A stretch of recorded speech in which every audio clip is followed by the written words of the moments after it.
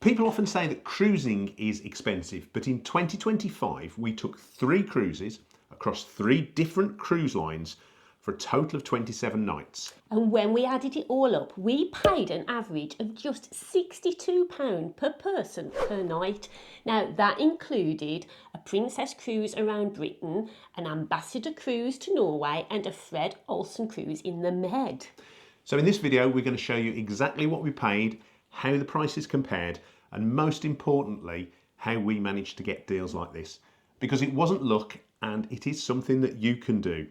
But before we break this down cruise by cruise, it's important to explain what we actually mean by the basic cost, because this is a figure that we'll be using for all 3 cruises. So, what is included? Well, your food is covered: breakfast, lunch, tea, dinner, snacks. Tea, coffee and water are always included at the buffet, and you can access that pretty much any time of the day or night. So your accommodation on board is included as well. Now, we stayed in inside cabins on 2 of these cruises and an outside cabin on 1 of them. And all of them were perfectly adequate for our needs. Clean, comfortable, and with beds that we slept really well in. Your entertainment is included too: theatre shows, live music, quizzes, plus use of the ship's facilities like the swimming pools and the gym. And of course, your travel is included. You visit in multiple ports, so almost every day you will wake up somewhere different.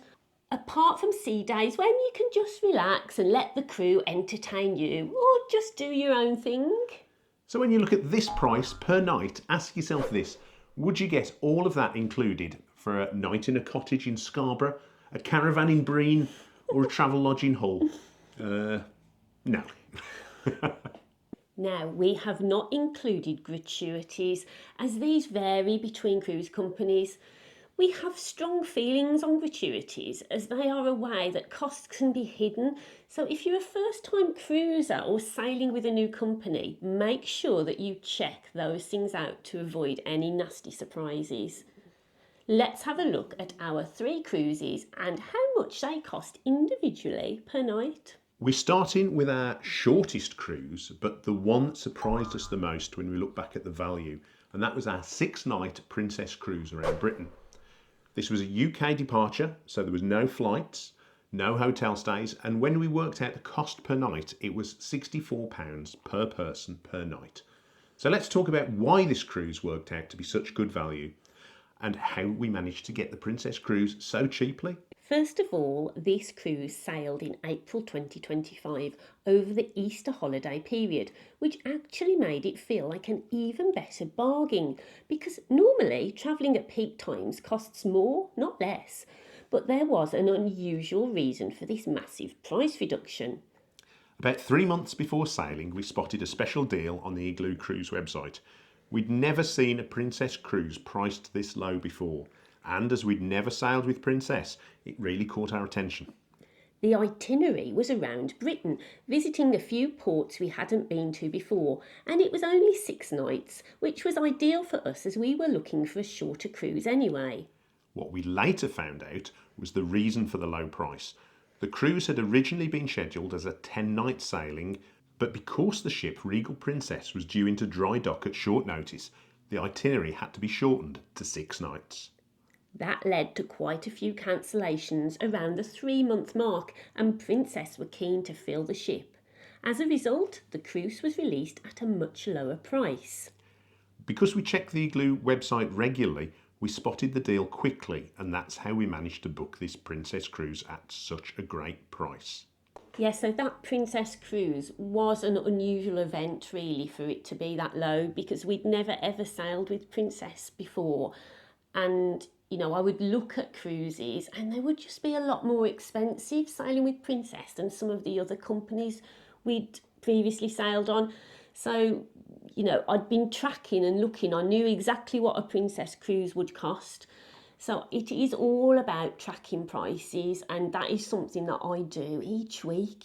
Every few days I've got a little book and I'm looking at the cruises that I'm interested in, and I'm just tracking them like every few days for like 2 or 3 months sometimes. And we do actually post these deals on our Facebook page. So if you're not following on Facebook, go across there and follow us, and you'll get those deals popping up every so often. And to be fair, we only post the deals that we're either interested in or the ones that we would consider going on if we hadn't got commitments like dogs. Yeah, I mean, exactly. Because, you go on some websites and it'll say deal of the week, and it's, I don't know, a 4-day cruise around the Caribbean going from Miami with no flights included. And, if you are English watching this, you probably wouldn't be interested in that.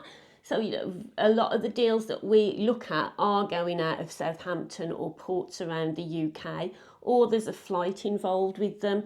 It's very, very rare I would put a deal up that, you couldn't get directly to from the UK. But there weren't transfers and everything else included. Just because it's easier that way, yeah. But once you've found it, then check for any discount codes, because there are discount codes available. You might also get a discount through a work scheme or through something like the Blue Light scheme. And I know that Sail Away magazine sometimes has discount codes as well. So you'll probably get your subscription for Sail Away magazine back. Other magazines are available just by getting a 5% off the price of a cruise. Yeah. It goes a long way, doesn't it? Definitely, definitely. And I think, if you do find a cruise that you think, oh, that's a good deal, do check multiple platforms, multiple online travel agents. We paid £537 per person for our 6-night cruise. Yeah. And that was really good because it was with Virgin. It was sort of 790 odd pounds. With practically every travel agent and Virgin, it was over £700. And I just so happened to try a travel agent called Cruise Nation. Never used them before. And I thought, oh, I'll just see how much it is with them. And it was almost £200 cheaper each than anywhere else. This cruise sailed in June, so we were really looking forward to experiencing the midnight sun. And it was on an itinerary we'd had our eye on for quite some time. Because this one was very much about the route rather than the cruise line, we started looking early, back in December 2024. We identified several cruise lines sailing to the North Cape in June and began tracking the prices. So every few days we'd check the Igloo website, keeping an eye on 3 different cruise companies to see if any of them had started discounting. We weren't particularly bothered which line we sailed with. For us, this cruise was all about the itinerary. By the beginning of January, Ambassador's basic fare was £1,077 per person. But by mid-March, that price had dropped to £736 per person, a saving of £682 per couple. At that point, it was just over £52 a night, so we decided to book. What was really interesting, though, was that a week later, the price was still the same, but Ambassador had added free parking at the cruise terminal, making it an even better deal. Ah, well. And to show just how much these offers can vary, we spoke to a fellow passenger on board who paid the same base price as us, but even closer to the sailing date, and had also been given a free drinks package worth around £700 per person. It's worth noting that Ambassador's prices and offers can really fluctuate wildly. Now, we always try to break down the cost to the price per night, which helps us understand how much it's going to cost. But bear in mind that short sailings will usually be a little bit more expensive per night and longer sailings will be cheaper.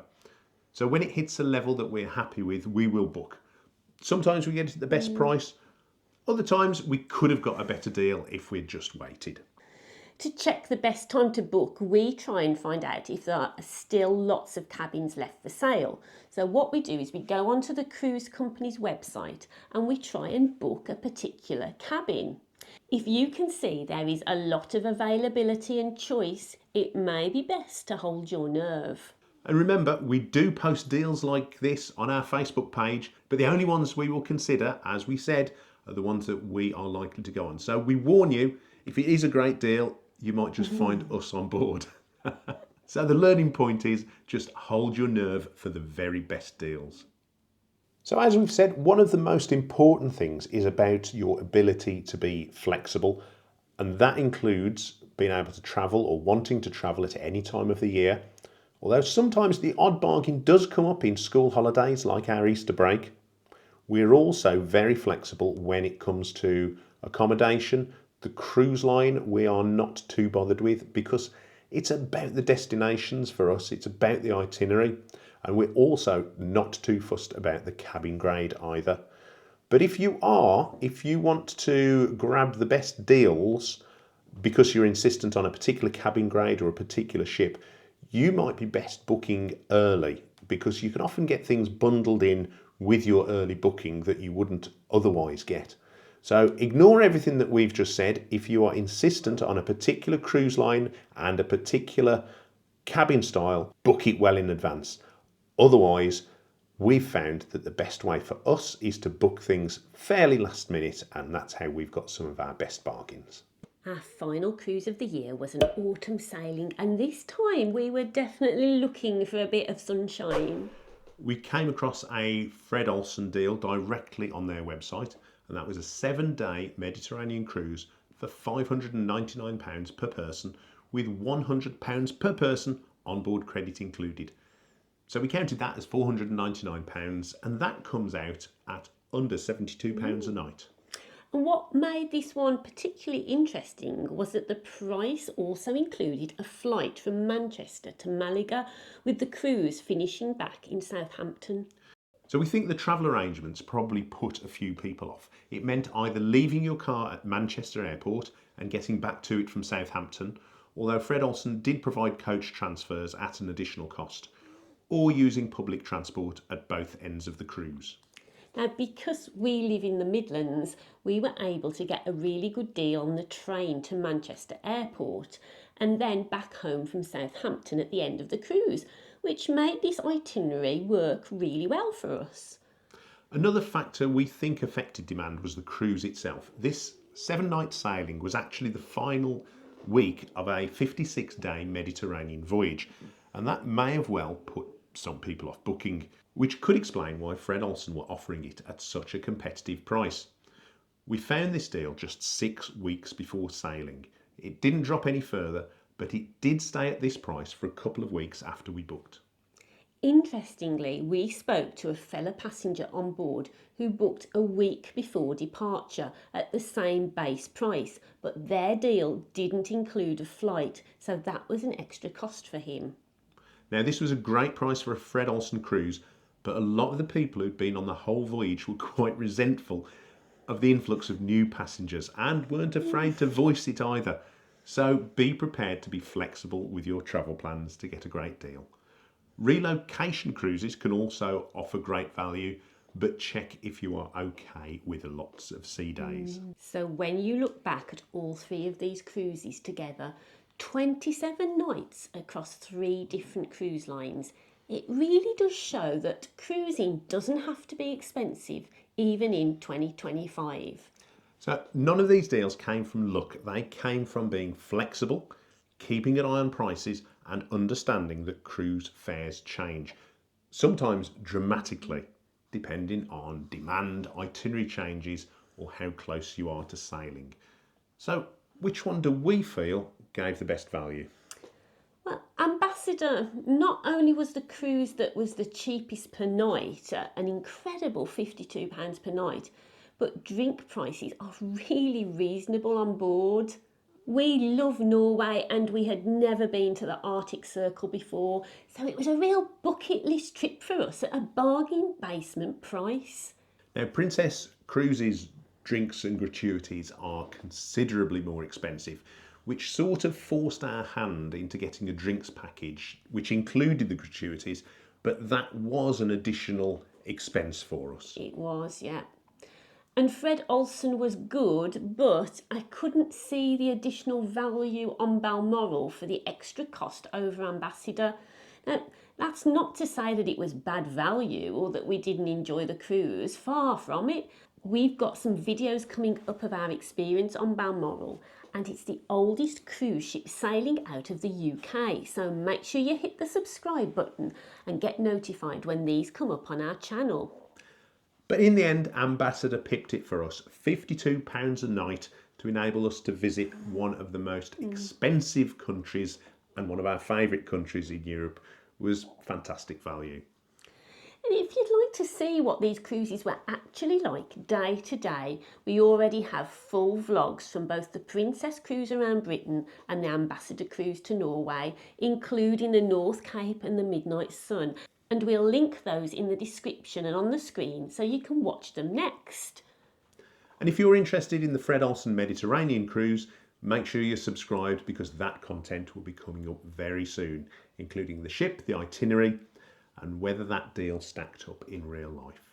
But we're not just all about cruises on this channel, because next week we have got a day in Benidorm coming up on our channel where you can see what the other side of Benidorm is like, can't you?